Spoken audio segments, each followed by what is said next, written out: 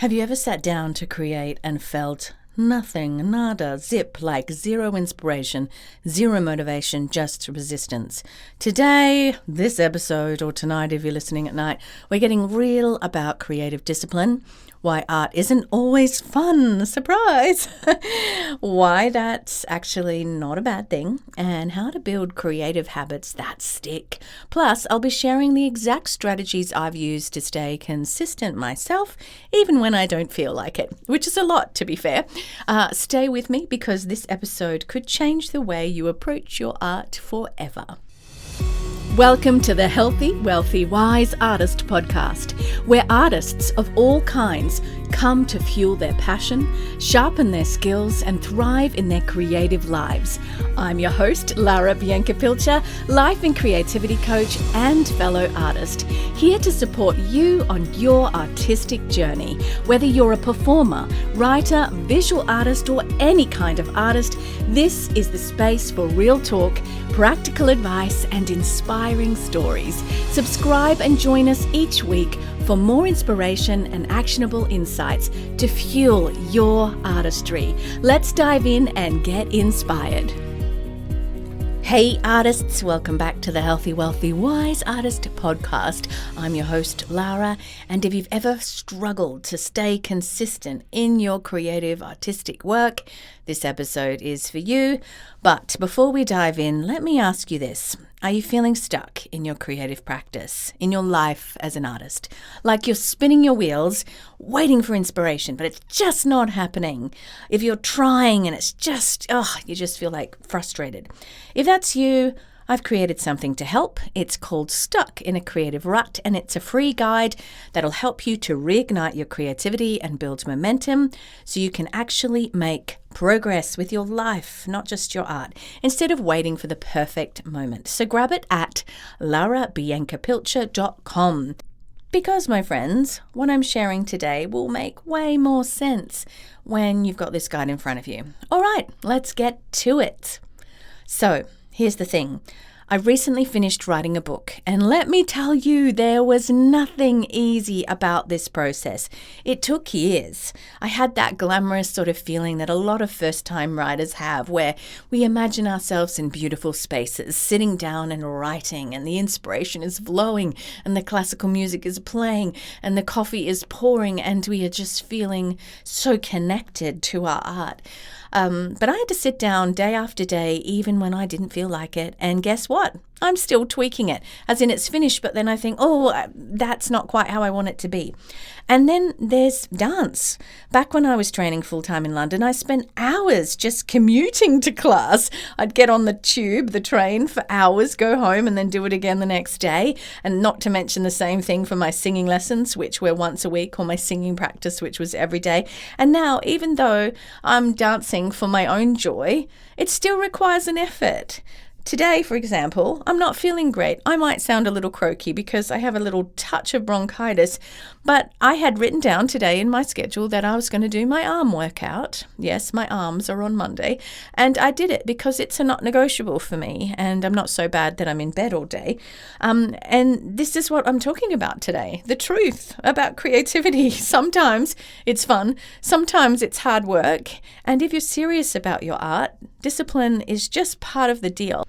And if you're like me and you get anxiety when you hear the word discipline, don't worry, let me help you out. Listen, stay tuned for the rest of this episode for some tips. Let's first dive into the myth of fun in creativity.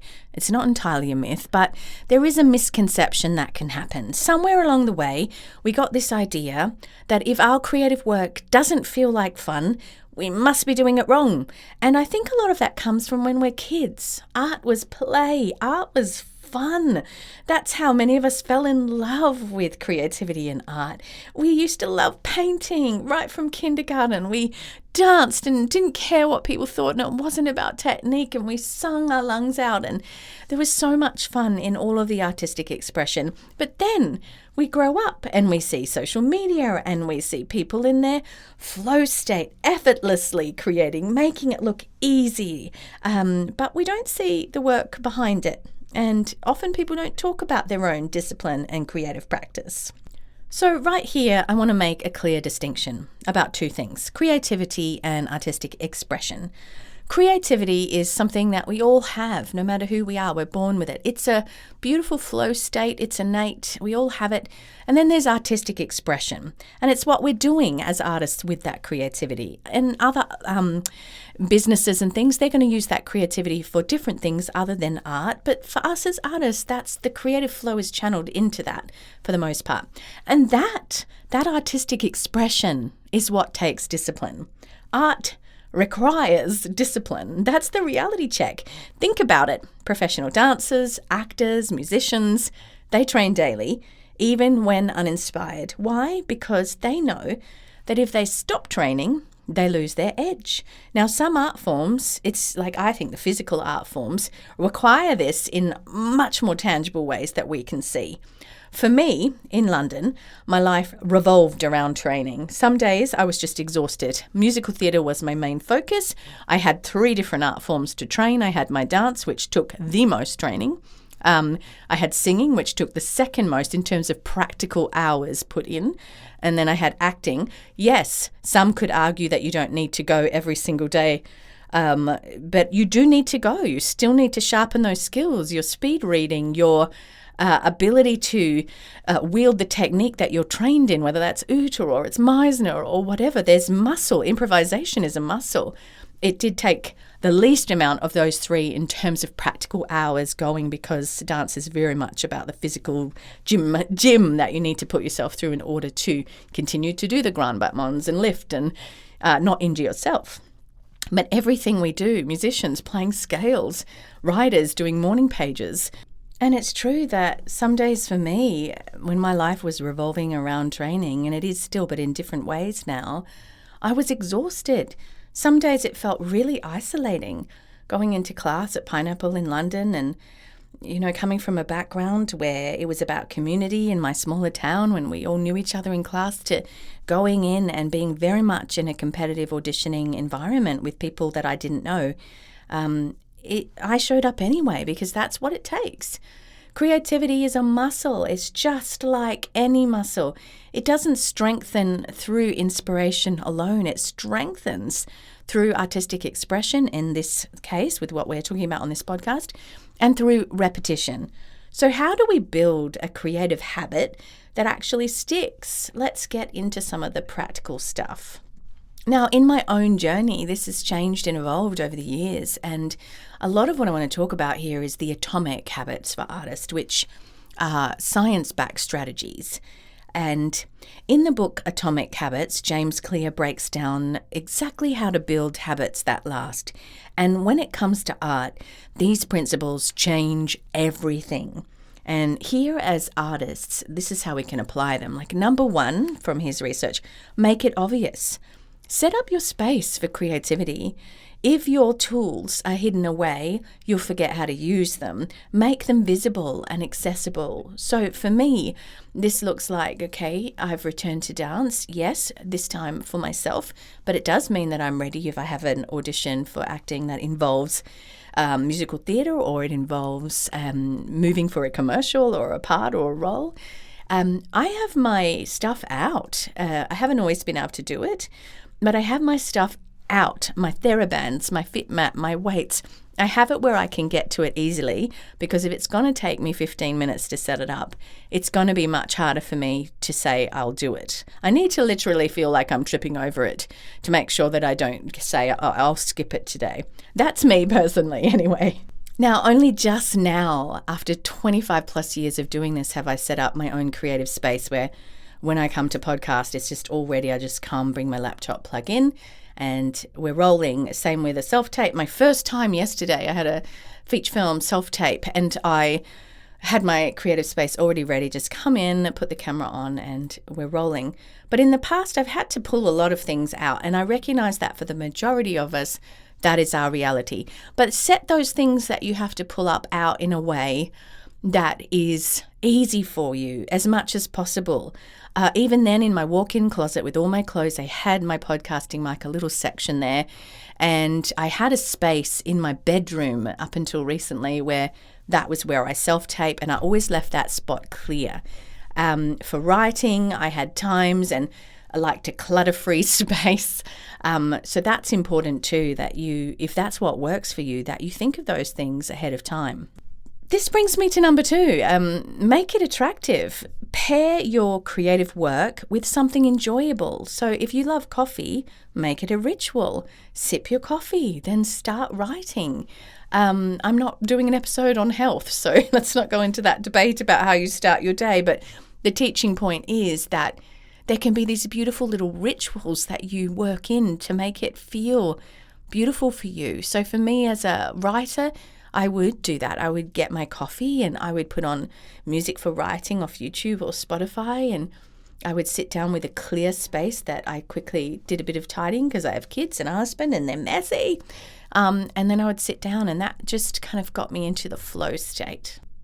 Also, start ridiculously small, because honestly, there's been seasons where I have not made it easy for myself in terms of the goal was so big that I'm going to do 2 classes today, or I'm going to do 2 classes and a singing lesson as well.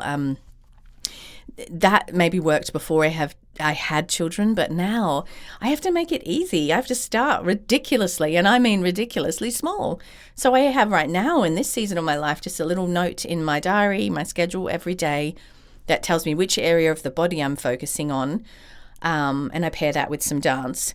And that way I know, like, Mondays is my arm days, for example, and Friday I do arms again, but I also pair it with stretching.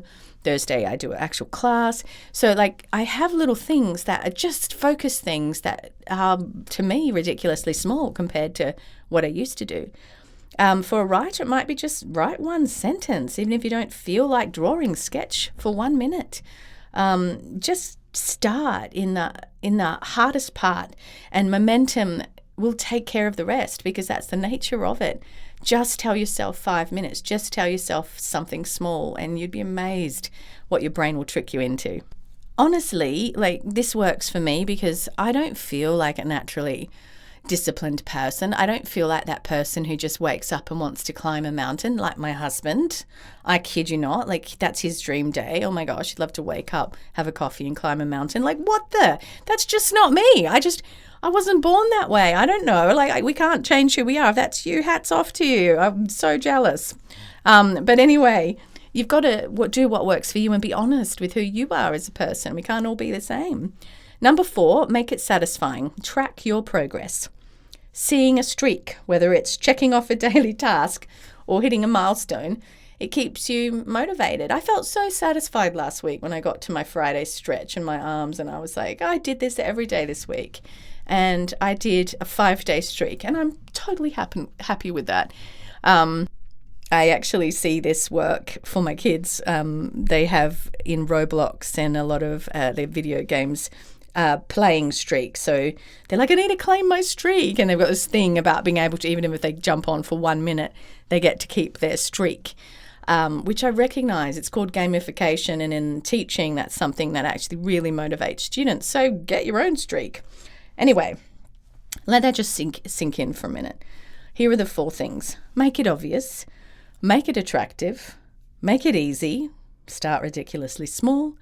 And make it satisfying.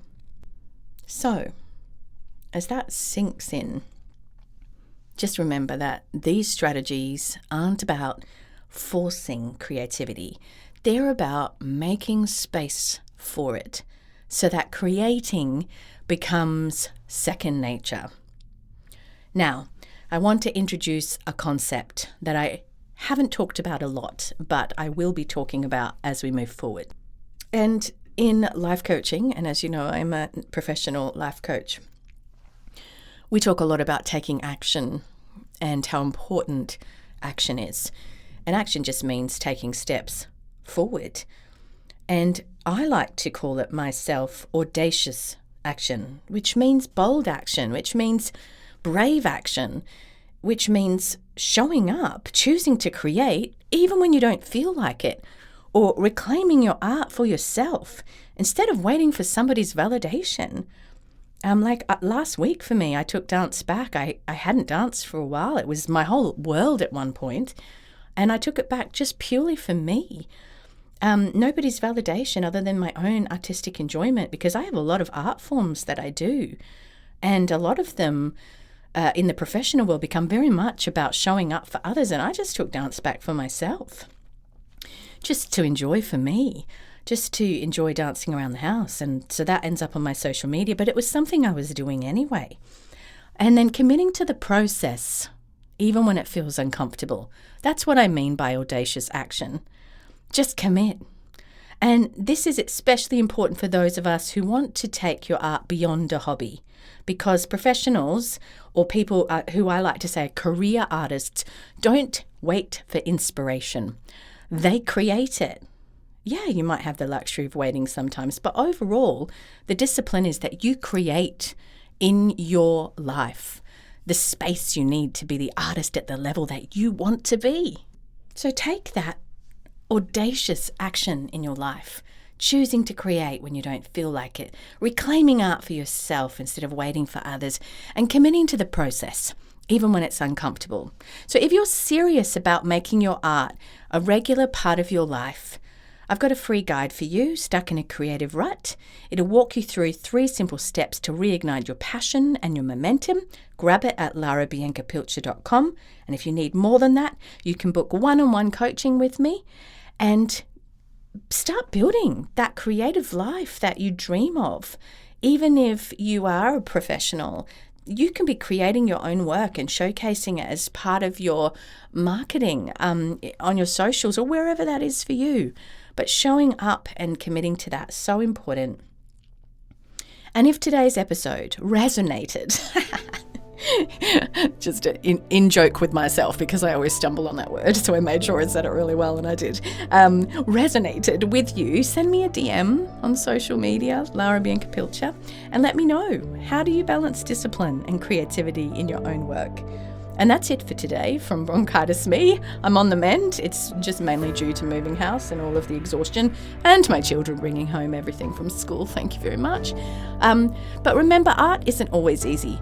But it doesn't mean that you're doing it wrong. You've just got to keep showing up and keep creating. And I'm with you on the journey, friend. Until next time. Bye for now.